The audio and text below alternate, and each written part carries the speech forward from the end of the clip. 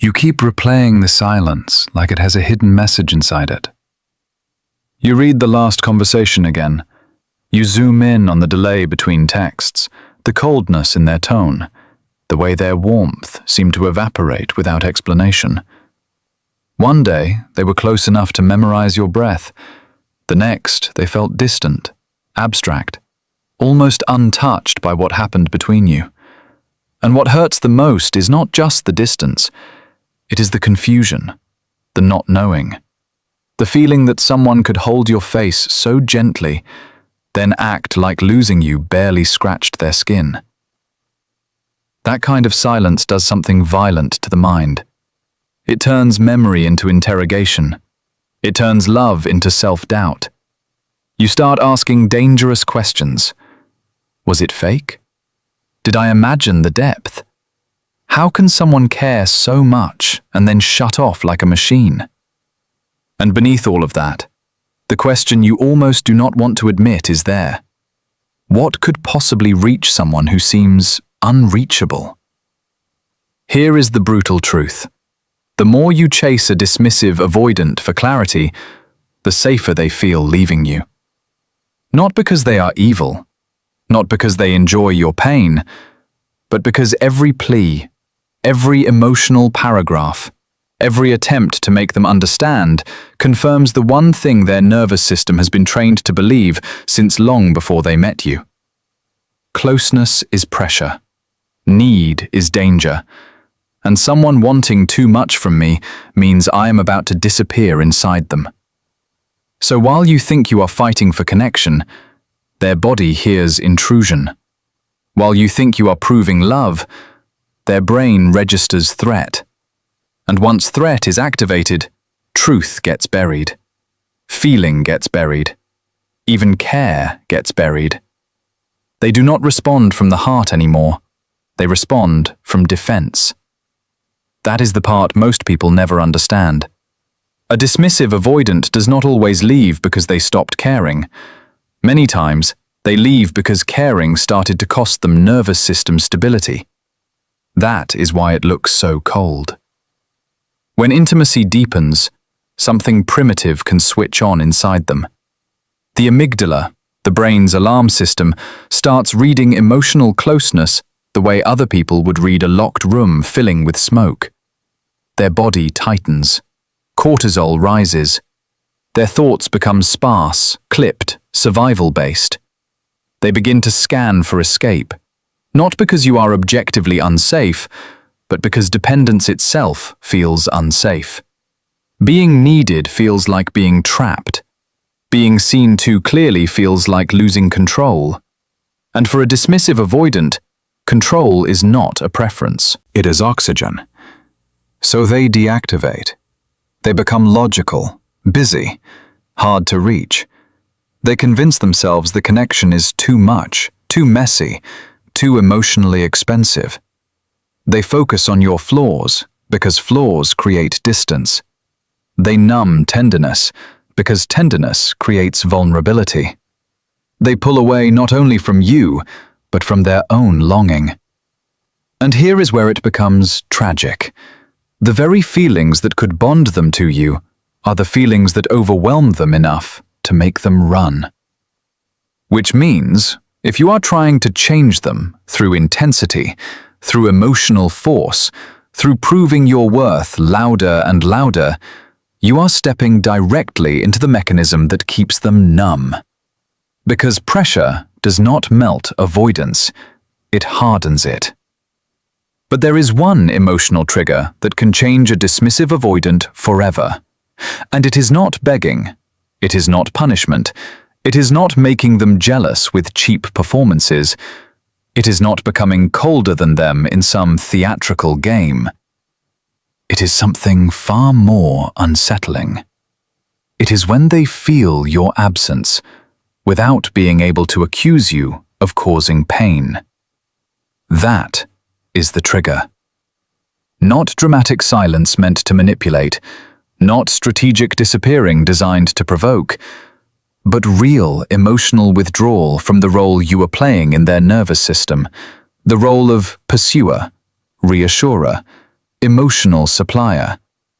The role of the person who kept proving, explaining, waiting, circling, softening the edges of their distance.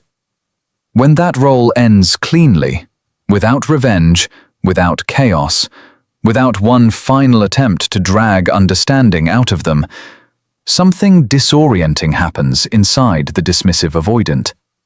For the first time, there is no external pressure to resist, and without something to resist, they are left alone with what they feel.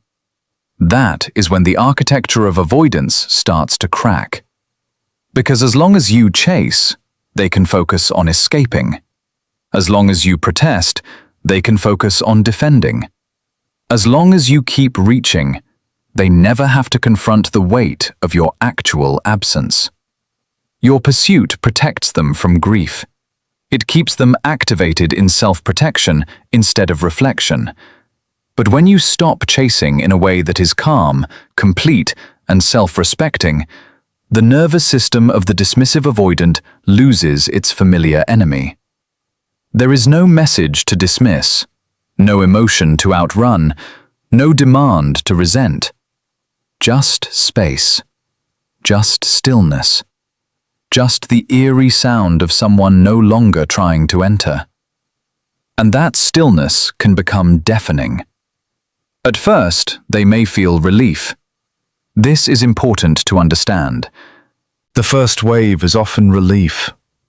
More room, more air, more control. Their dopamine may even rise briefly because distance gives them a sense of power and regulation. They tell themselves this is what they needed.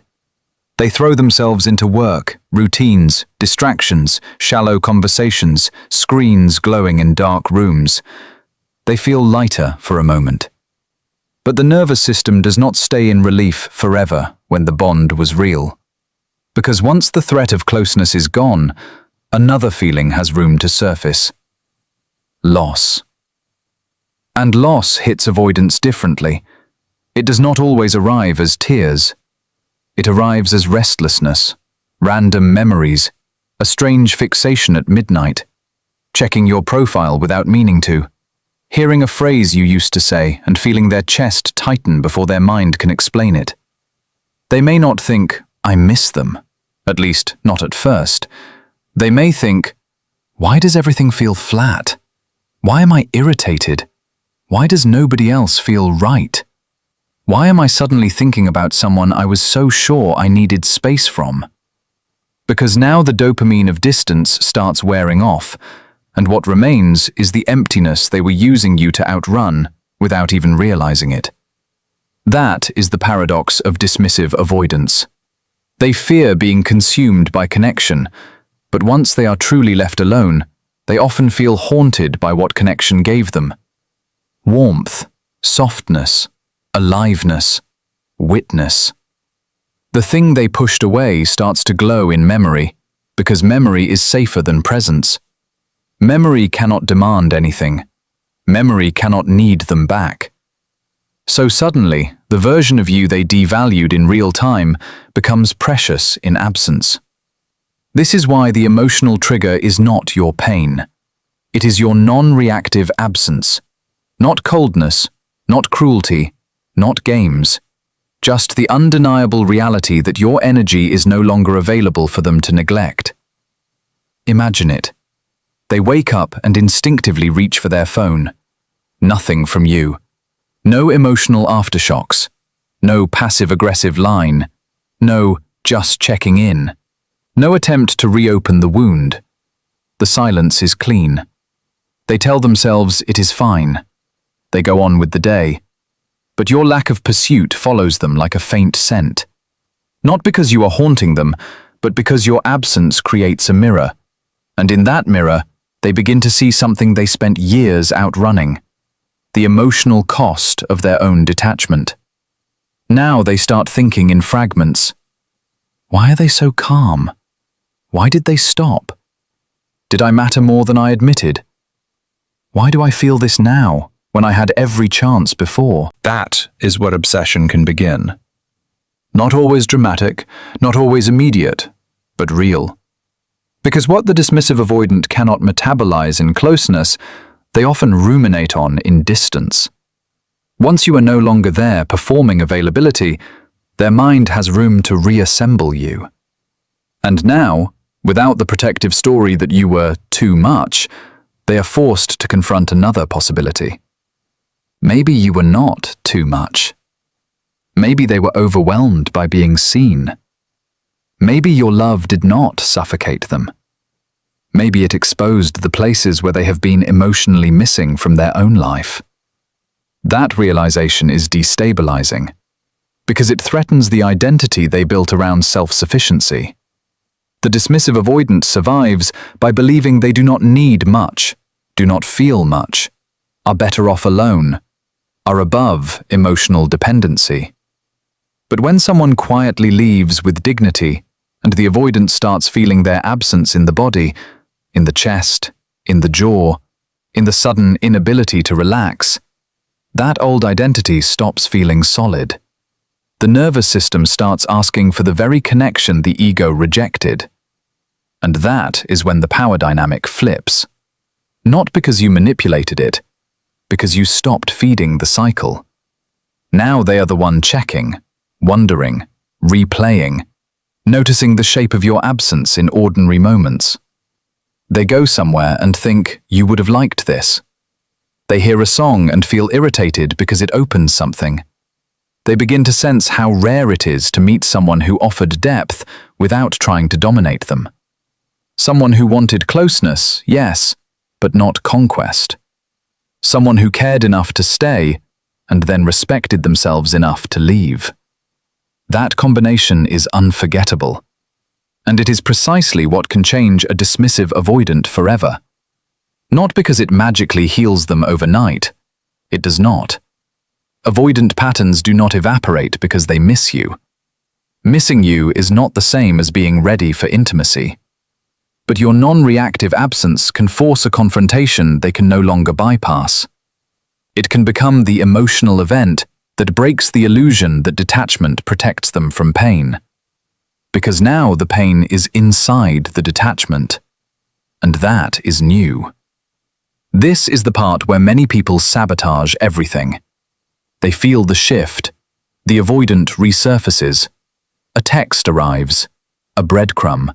A memory dropped into conversation. A sudden warmth after months of distance. And because the original wound was so deep, because the hunger for repair is so powerful, they rush back in with all the old energy. Relief floods the body. Dopamine spikes. Hope takes over.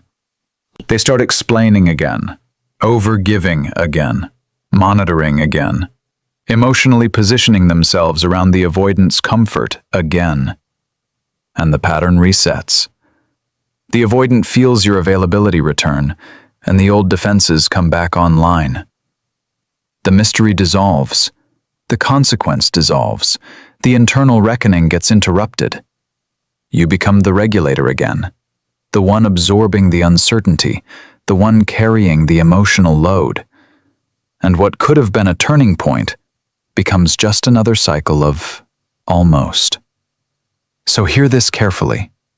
If a dismissive avoidant begins to feel your absence, do not rescue them from that feeling too quickly. That discomfort is not cruelty, it is information. It is the first honest conversation their nervous system may have had in years. Let them feel the missing. Let them face the silence they once handed to you. Let them experience what it means when warmth is no longer guaranteed. If they return, they must return to a different version of you. Not the one who abandons themselves to be chosen. Not the one who mistakes longing for intimacy. Not the one who confuses chemistry with capacity.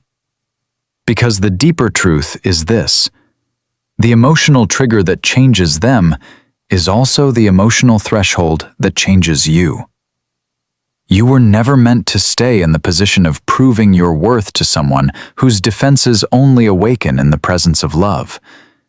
You were never meant to keep shrinking your needs so another person could feel less threatened by your heart. You were never meant to measure your value by how long you could endure being half-held. There comes a moment when your healing stops being about getting them to feel and starts being about refusing to betray what you feel. That is power. Not making them jealous, not making them panic. Refusing to abandon yourself just because someone else is afraid of closeness. And when you truly step into that, something profound happens. Even if they never come back, the spell breaks. The nervous system that was once hooked on their withdrawal begins to settle. The obsession loosens. Your body stops confusing inconsistency with depth. You start seeing the old dynamic for what it was. Not destiny, not some once-in-a-lifetime bond that only needed patience, but a collision between your longing and their defense. Painful, real, but not sacred. The truth is, dismissive avoidants are often changed most deeply not by being loved harder, but by losing someone who finally chose themselves without hatred. That is the wound they cannot dismiss so easily, because it exposes what no argument ever could. That love was available, that safety was possible, that intimacy did not fail because it was weak. It failed because their fear was stronger than their readiness. And when they meet that reality, some of them change. Some go to therapy. Some begin feeling emotions they spent years intellectualizing. Some finally understand that independence without intimacy is just loneliness with better branding. And some do not change. You must be mature enough to survive both truths, because your liberation cannot depend on whether they evolve. Read that again in your bones. Your liberation cannot depend on whether they evolve. If they do change, let it be proven through consistency, accountability, emotional risk, and time. Not words, not nostalgia, not sudden tenderness born from loneliness. Real change looks like a person staying open when closeness returns, not just reaching out when distance becomes unbearable. Real change looks like someone tolerating connection without punishing you for needing it. Real change looks like repair, not just re-entry. Anything less is memory wearing a familiar face, and you have outgrown worshiping, almost. So if you are waiting for the emotional trigger that changes a dismissive avoidant forever, understand this clearly. It is not your collapse. It is your withdrawal from the role of pursuer. It is your refusal to keep translating your pain into performances they can avoid. It is the moment your energy becomes unavailable to misuse. It is the silence that carries dignity instead of desperation. It is the nervous system shift where you stop asking, "How do I make them feel what I feel?" and start asking, "Why was I begging someone else to confirm what I already know I deserve?" That question changes everything. Because now you are no longer oriented around their limitation. You are oriented around your standard. And standards are terrifying to people who benefited from your self-abandonment. Maybe they will miss you. Maybe they already do. Maybe your absence is the first thing that ever forced them to meet themselves. Maybe at 2 a.m., in the privacy they once protected so fiercely, they are finally feeling the grief they outran by calling it freedom. Maybe they are realizing that what overwhelmed them was not your love, but the vulnerability it awakened. Maybe they are seeing your value more clearly now that it is no longer theirs to access. But your job is not to stand at the edge of their awakening, waiting to be chosen. Your job is to become someone who no longer needs to be chosen by the emotionally unavailable to feel real. That is the final shift. You stop turning their avoidance into a referendum on your worth. You stop interpreting their shutdown as evidence that you were too needy, too emotional, too much. You understand that what they called too much was often just intimacy arriving at the door of a person who built their life around never answering it. And you? You answer your own door now. You become the person who stays. You become the person who does not beg for crumbs, because you have finally remembered the size of your hunger. You become the person who can love deeply without chasing, feel fully without collapsing, leave without hatred, and remain soft without being easy to abandon. That is the power they feel when you are gone. That is the trigger they never forget. And that is the version of you they can no longer control. Not because you hardened, because you finally came home to yourself.